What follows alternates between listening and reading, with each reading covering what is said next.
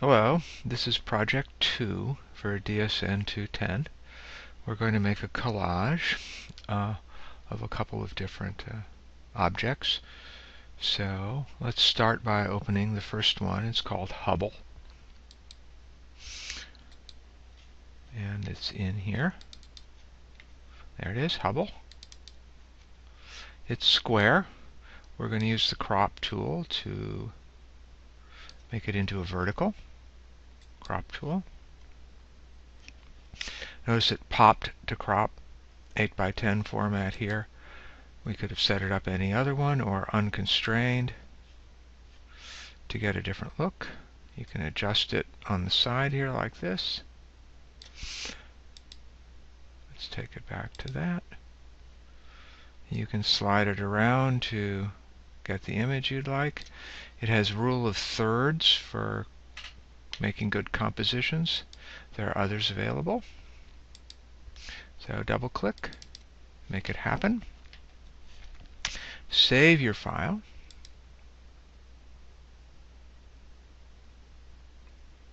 Oops. Save your file as something you can recognize. And hit OK. Now you're going to open Laptop, which is the second thing you're going to put on here. So you go to File, and you open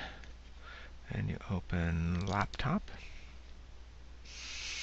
and scoot it around.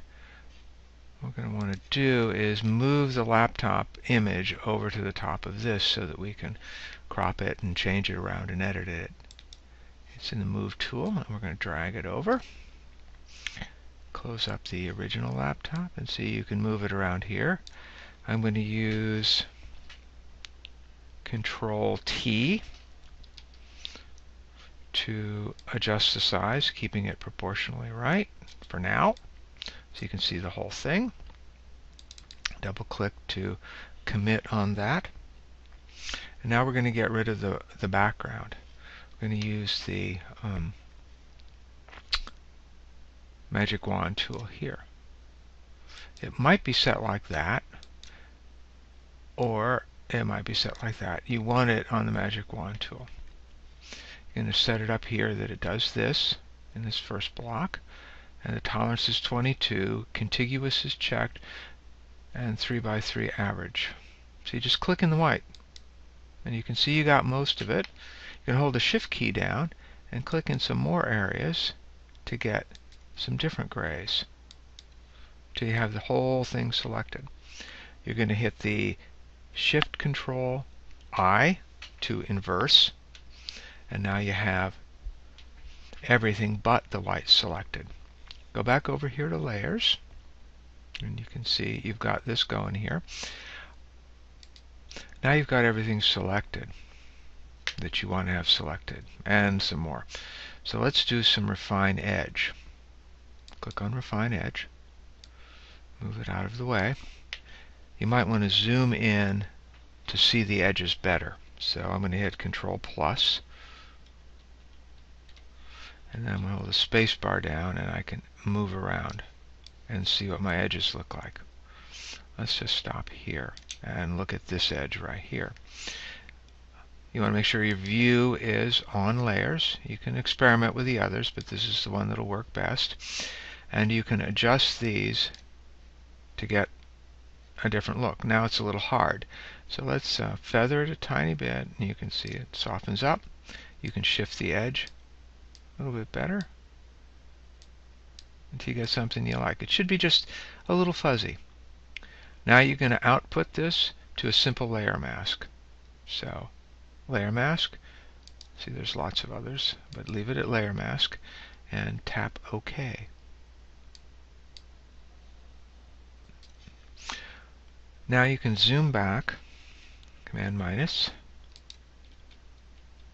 so you can see the whole thing, and hit Command T to transform, and you can rotate it by going on the outside. You can scale it by grabbing a corner, misproportionally if you want. You can hold the Control key down and warp it if you want a little bit too. Give it a little bit of a perspective. Double click, and you're done. Save your file. Or hit Command S. And we're going to move on to gradient masks now. I'm going to open up another file. Go here, open, motherboard, here, open. It's a lot bigger than the other ones, so when we drag it over to here, it's going to take up a lot of space. Here we go.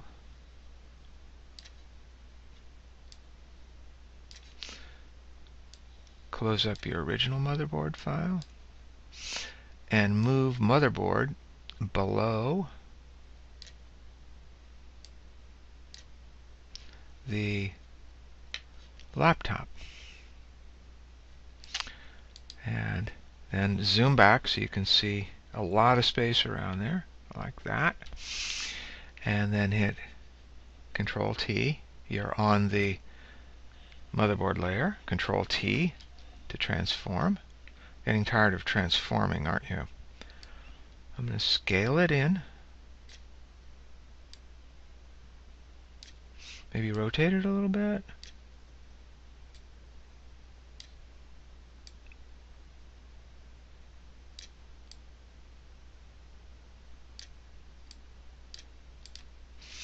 How about that?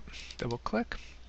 And now we're going to put a gradient mask on this so that you'll be able to see the Hubble image on the top half fading to the motherboard image on the bottom half.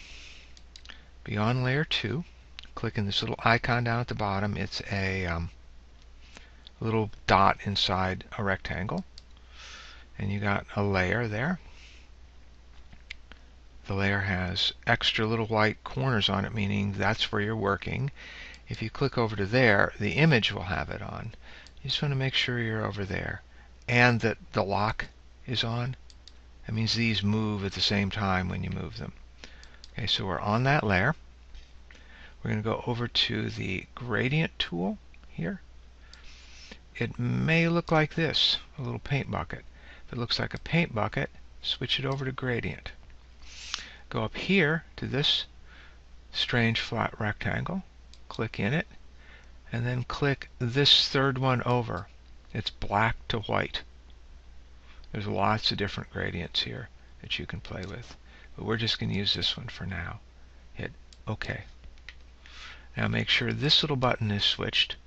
These do different things. They're kind of fun. You can try them later, but make sure this one is switched. It's on normal. Set the opacity at 50% maybe, something like 40, 50, something like that, and you're ready to go. Double check that you're there.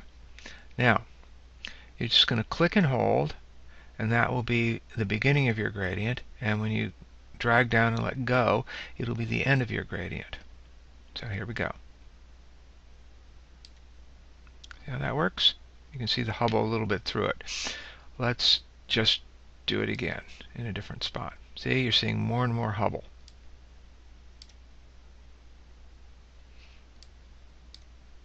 There. I'm going to leave it like that. You can see that you have a gradient that's black in the top and white in the bottom. Once again, save your file.